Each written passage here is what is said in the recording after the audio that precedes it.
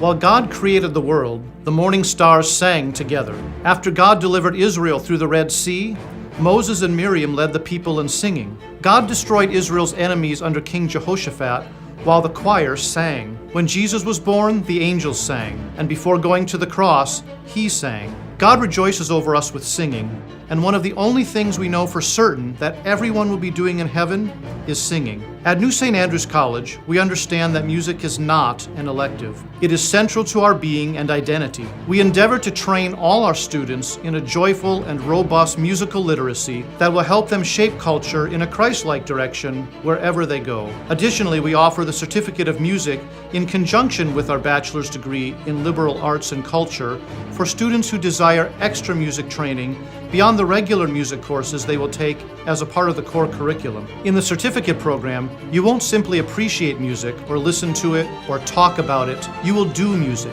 You will study it, analyze it, read it, write it, sing it, and play it. You will receive private instruction in your primary instrument as well as secondary lessons in voice, piano, conducting, and other instruments. You will receive a solid foundation in music theory and analysis.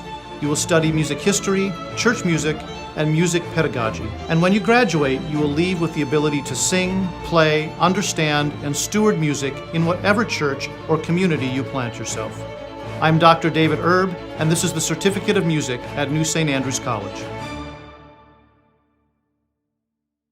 Hi, I'm David Fowler, President of the Family Action Council of Tennessee and the host of the podcast found here on the Fight Laugh Feast Network called God, Law, and Liberty. And I want to thank Chuck Knox and Toby and Gabe, the water boy, for allowing me to sit in for them this week while they're taking a little break from their normal duties. And I'm really thankful for what they do because,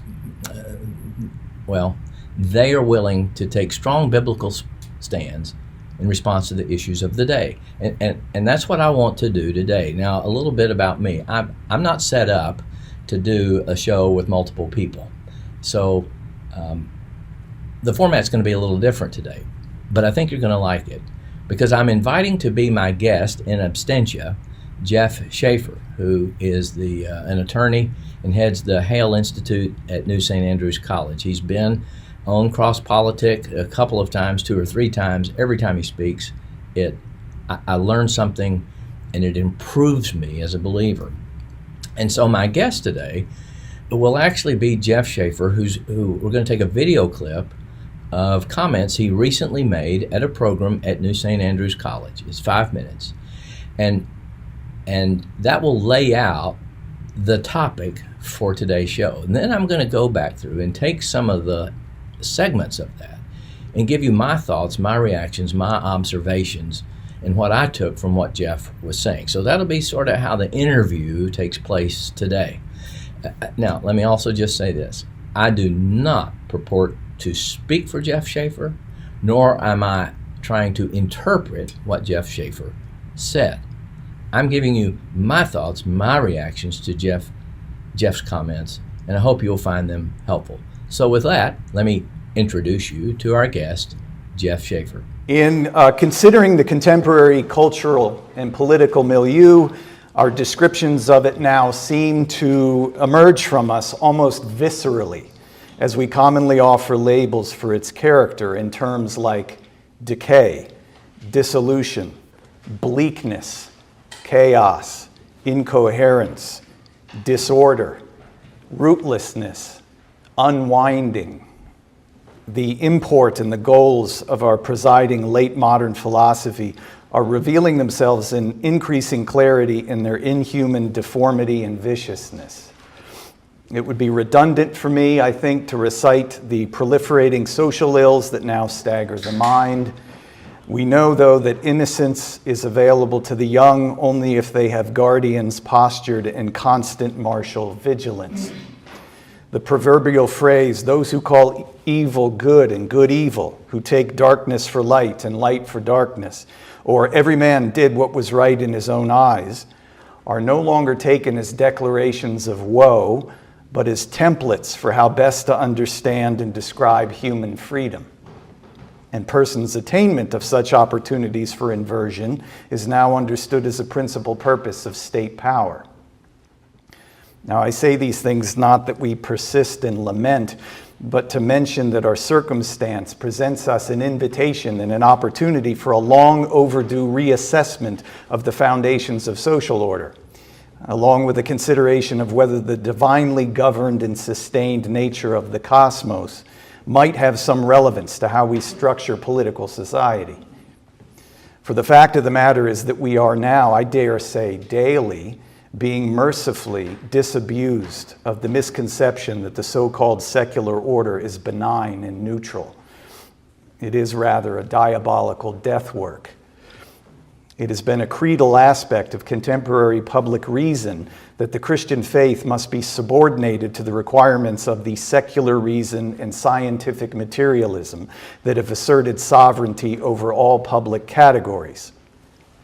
Now, of course, this weak read of public reason has obscured its vulnerability. It has proceeded in parasitic reliance on the continuing private religious subscriptions of citizens under its sway in order to maintain an adequate moral and motivational substructure for community faith in law and the fundamental principles of social organization. This is something like the later life acknowledgement by Jürgen Habermas of the theoretical inadequacy of the solitary secular vision. But Habermas' solution to that problem cedes no public ground to the theological. He instead suggests encouraging religion's private flourishing as an instrumental supplement to the secular public project. Religionists are unlikely to miss the irony of Habermas inviting their contributions to rescue the very system that mandates their continuing marginalization. Christianity presents the revelation of He who created, comprehends, and defines the totality of existence. And as a result, it can only be proper that the political realm is shaped in and deferring to Christian wisdom. As a friend has put it, it belongs to the nature of Christianity to be established in the real world and officially recognized by the institutions that constitute and order the political community. Now, I'm glad for the recent ascendance of discussions in earnest on this point. I would just register one observation toward the conversation. To employ the law's levers in order to introduce a Christian influence upon its exercises, while I certainly welcome that sort of improvement for reasons stated, it's not sufficient to the day, nor is the day ready for it, to understate the point a bit.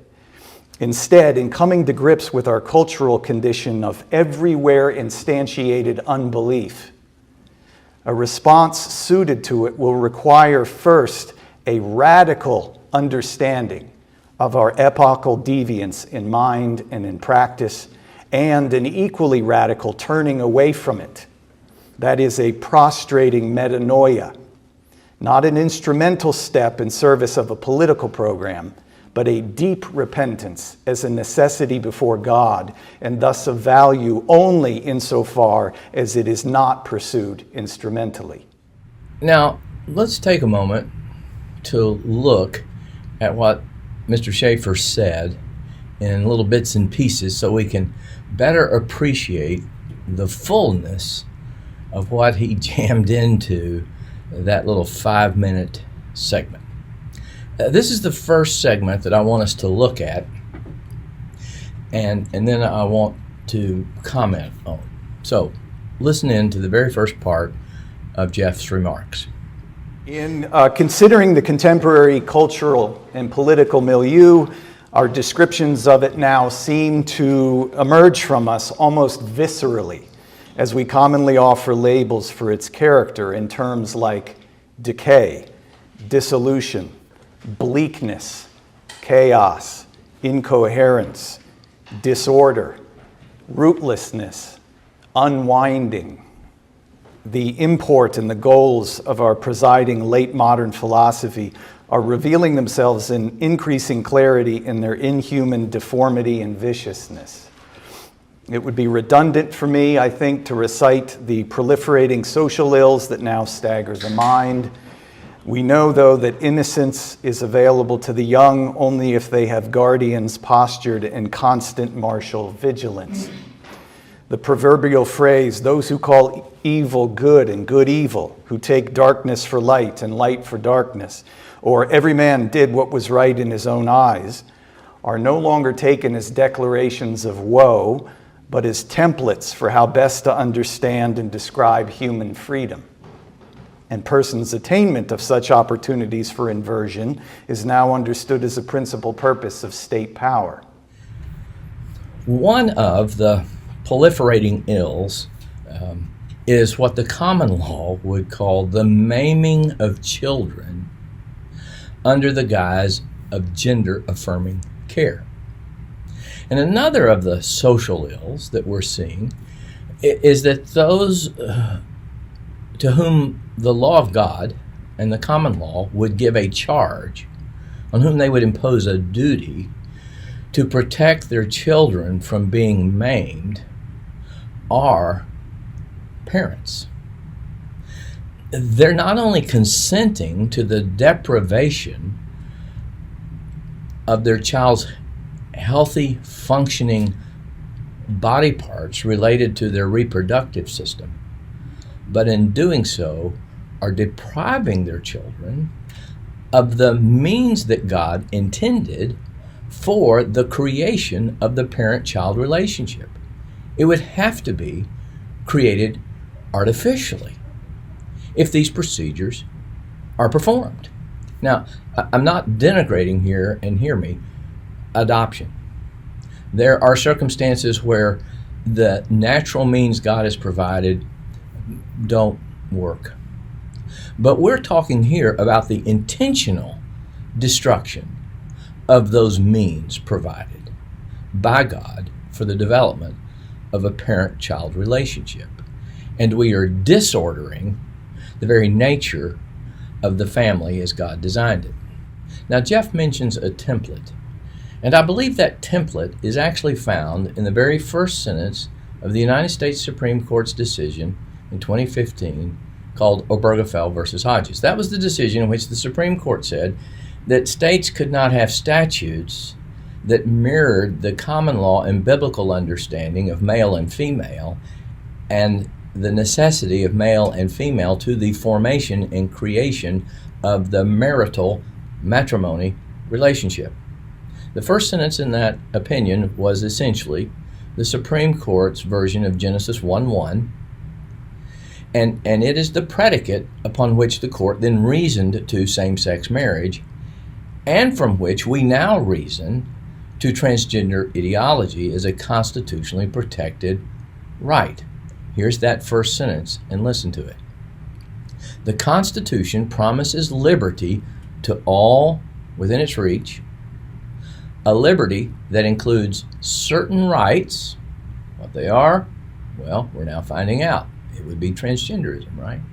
Within a lawful realm, the lawful realm now includes transgenderism, to define and express their identity. There is the foundation for transgender ideology, that we come into this world with no given human nature, no meaning to who we are. All we are globs of tissue, globs of matter, and it's up to society to define how we understand that stuff, because there's no one to give meaning or purpose to that stuff. See what I'm saying? So this is the liberty that Jeff is saying now, that the law is to apply its force to protect. That's what we have to understand when our state legislators, and it's going to be happening in multiple states, bring forward bills to address this gender-affirming care for minors and the parental consent that's provided for those treatments. Now, I say these things not that we persist in lament, but to mention that our circumstance presents us an invitation and an opportunity for a long overdue reassessment of the foundations of social order, along with the consideration of whether the divinely governed and sustained nature of the cosmos might have some relevance to how we structure political society. Now, there is a sense in which I believe Jeff is correct in saying that this stuff that's so unfathomable to Christians is actually a mercy from God, in that it allows us to see what happens when Christians forsake the public square, and when they forsake in bringing to the public square a cosmology and an anthropology associated with it that is found in the Bible. In other words, this legislation that will be considered in multiple states in the coming months gives us our Mars Hill opportunity to show that perhaps this idea of a neutral public square, a secular public square, isn't working out quite so well. And maybe we should need to reconsider that it's in God that we move and live and have our being. My question is whether that is what Christian legal and policy organizations and churches are doing. Are they taking advantage of this mercy of God to speak the truth into our culture that is rapidly disintegrating? And if not, why? And for that, let's look at a couple of additional comments that Jeff makes. It has been a creedal aspect of contemporary public reason that the Christian faith must be subordinated to the requirements of the secular reason and scientific materialism that have asserted sovereignty over all public categories.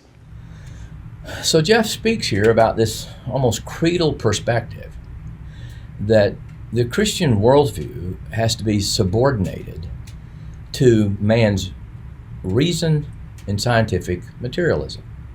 Well, we actually see it in these bills trying to stop gender-affirming care for minors and parental consent for it. It's found in the bills that have been filed in previous years. It's being seen in the bills that are being filed now or will be filed in January. And here's where we see it. When you read them, those bills make no statements about the very nature of what it means to be human, rooted in just the common law, and what it means to have a parent-child relationship and the natural limitations on the rights of parents so that they conform to the duties of parents, which is to protect their child's body from being maimed. Instead, they turn to science, and that's all they speak of.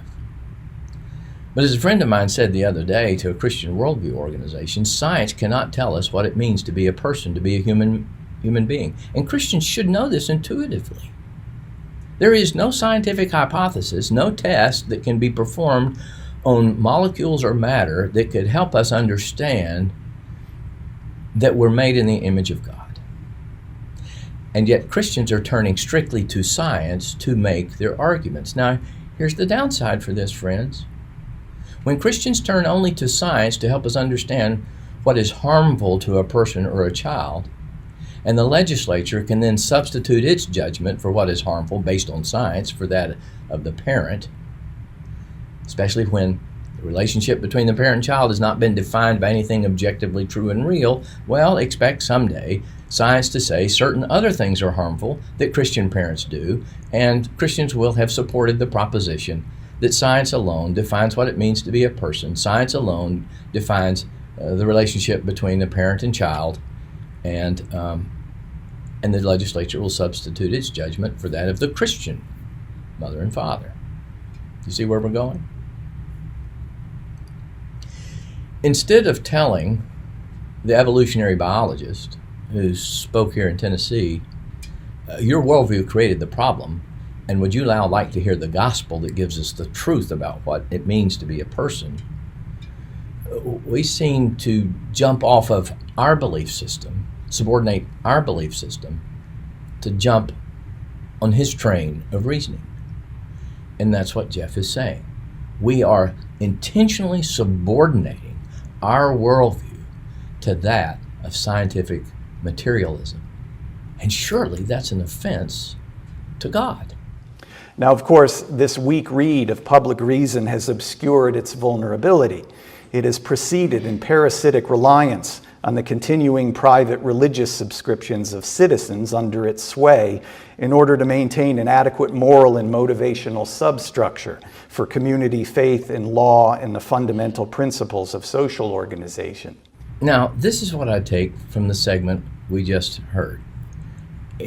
I take from it that what is happening here is that the evolutionary biologists, the people who are dominating our society and subverting and subordinating the Christian cosmology and anthropology, are relying on us to prop up and protect his children and his grandchildren from his own worldview.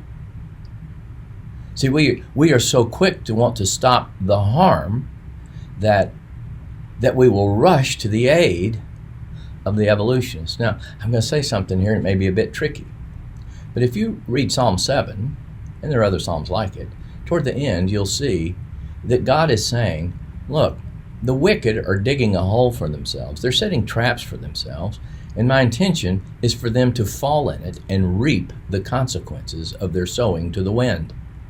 And so when Christians run to the aid of the biological evolutionist so that his children and grandchildren might not be mutilated by his ill-informed children and grandchildren consenting, well, we may be kicking against the pricks. We may not be allowing God to let them fall into their own trap when we should be letting them fall into their own trap and present to them the gospel. This is something like the later life acknowledgement by Jürgen Habermas of the theoretical inadequacy of the solitary secular vision. But Habermas' solution to that problem cedes no public ground to the theological. He instead suggests encouraging religion's private flourishing as an instrumental supplement to the secular public project. Now here's my take on what Jeff says in this segment. And it's a trap I believe the institutional evangelical church falls into. We tend to think that the kingdom of God pertains really only matters to private piety. And so what the world is hoping with its secular project is that we'll continue to be pious and that our piety might overflow enough to preserve their godless secular philosophy for the governing of society. And when we reduce Christianity to private pietism, we are subordinating ourselves to their creedal view that reason and scientific materialism are the only public categories and they should control everything. We're bowing the knee to a godless Nebuchadnezzar. Religionists are unlikely to miss the irony of Habermas inviting their contributions to rescue the very system that mandates their continuing marginalization. Now, what I take from what Jeff said, and this is my take on it, is that when the church is silent about what's taking place with respect to this gender-affirming care, but not just that, but with respect to the United States Supreme Court's constitutional jurisprudence that is godless at its very root. When we don't talk about legislation that is being drafted and argued in a way to undermine the gospel, because we're content with just stopping the bad thing, then the leadership of the church is abdicating its responsibility to disciple its people. J. Gresham Machen, in his book Christianity and Liberalism, said that truth is best understood when it's presented in contrast to its opposite.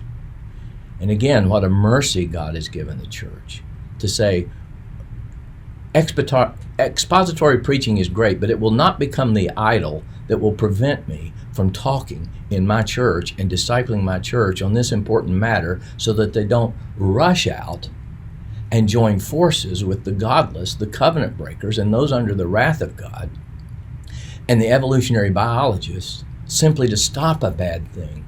I want my people to see that we need to restore the glory, the greater good of what it means to be male and female and mothers and fathers and the relationships between parent and child. And when we fail to do that, what we get is a constitutional jurisprudence that says liberty of the person is to define and express their own identity and all the consequences that flow from that worldview.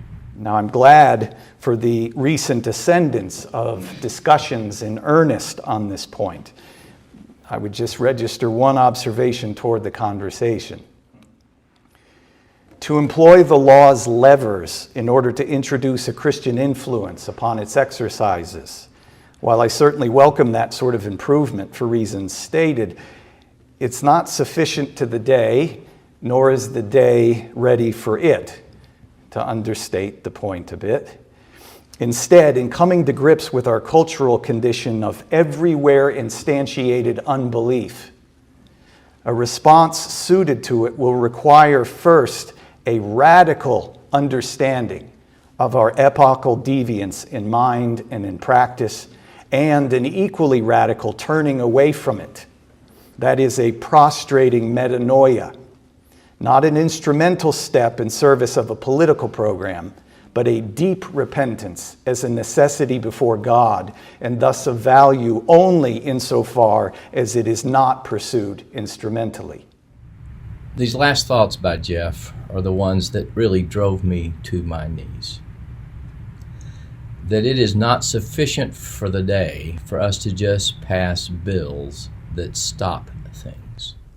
That is an instrumental approach. An instrumental approach would rely only on science. It would continue to subordinate what both the common law and the common law informed by biblical cosmology and anthropology says about what it means to be human. And for having taken that instrumentalist approach for the sake of gaining political victories, the only proper response of the church is the metanoia of repentance that Jeff describes. And I hope in this little bit of time we've had together, you have begun to get a greater grasp of the nature of the epoch in which we live, and how anti-God it is, and how often our own approaches to addressing this anti-God epoch is itself anti-God. Well, thank you for giving me time to be with you today. And to the folks at White Laugh Feast and Cross Politics, thank you for giving me the opportunity to sit in on your show.